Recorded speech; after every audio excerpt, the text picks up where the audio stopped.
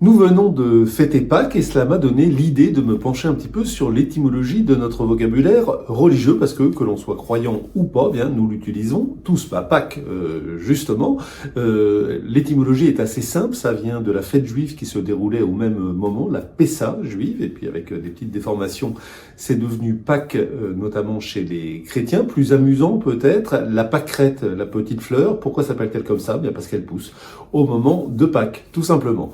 Noël, l'autre grande fête chrétienne, ça vient d'un mot latin, de deux mots latins plus exactement, Natalis Dies, qui ont bien évolué. Vous voyez, entre Natalis Dies et Noël, les langues vivantes, ça change, ça évolue au fil du temps.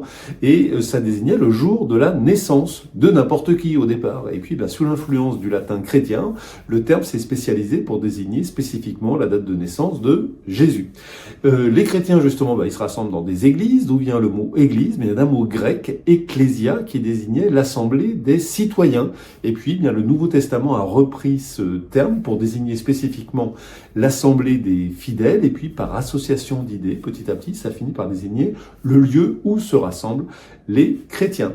Un petit dernier, mais pas n'importe quel dernier, Dieu, à tout seigneur, tout honneur quand même. Eh bien, Dieu, ça vient d'un mot très ancien, il ne faut pas s'en étonner, c'est un mot d'une racine indo-européenne qui signifiait briller. Pourquoi briller? Bien parce que le ciel lumineux qui brillait était considéré comme une divinité. Voilà, beaucoup plus d'exemples dans la version écrite de la lettre d'information de l'Express sur le bout des langues.